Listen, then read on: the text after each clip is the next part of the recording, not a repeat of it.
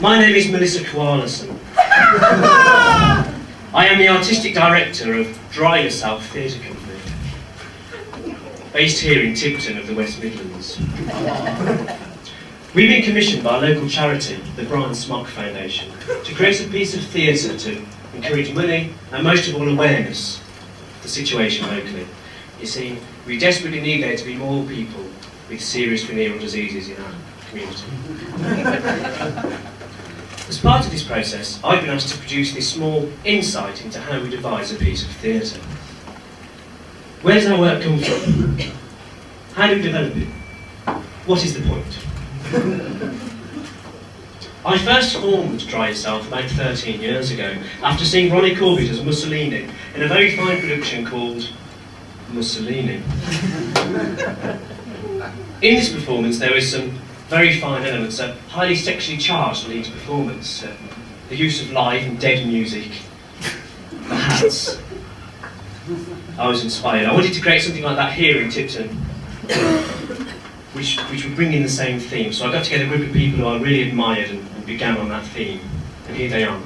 On the far left, Sydney Smotherington Smythe, the co-founder of Dry Yourself, a consummate professional, someone I would never wish to work without. Next to him, Derek Small. The newest member of our group. Derek came to us when we were performing our last piece, Great Balls. Just Great Balls. And offered us his services. He's a wonderful comic actor, a man of 1,000 voices. All his. Next to him, Eric Clapton, a very fine and wonderful actor and co-founder of Dry Yourself. I first saw Eric perform in prison, and after we'd both been released, we went on to form Dry Yourself. And then finally, Samantha Janus, whose role is that of facilitator. Look, can you stop fucking talking all over us? Sorry. Right, so is everyone aware of the initial briefing? Yes. Yes. Well, as many of you know, I have been working on a theme of abandonment for many years now, and now I've found the perfect vehicle.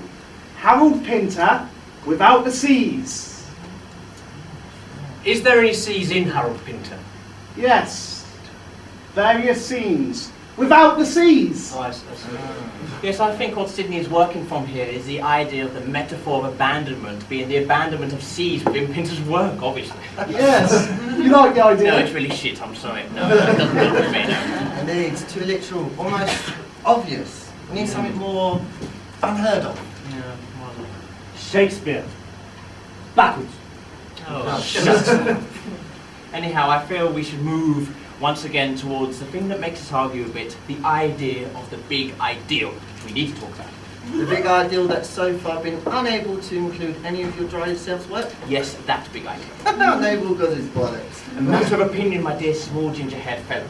The big ideal, the basis on which this company was originally formed. Yes, Eric and myself originally had the idea of creating a piece locally with some great themes based on the work of a great artist. We were going to use the work of Ken Dodd with metaphors and educate the local community. For example, the Diddy men are the oppressed masses in our society. Yes, indeed. Ticknell's Eve is a perfect example of the ever-increasing capitalist opportunity that forces upon us the commerciality of fake holy days. And what of the happiness song? Well, Surely the fakeness of image, keeping up with appearances, keeping up with the Joneses, the enforcement of 24-hour surveillance on our lives, the cessation of law and order, the removal of our right to demonstrate, the prevention, indeed, guilty till proven innocent. Please move out of the way. Imprisonment for 90 days, the withdrawing of freedom to speech, surely a metaphor for the ever-nearing Orwellian culture into which our society plummets day by day. Skip meeting, moment by moment, skip meeting, right? Surely. Oh, shut up.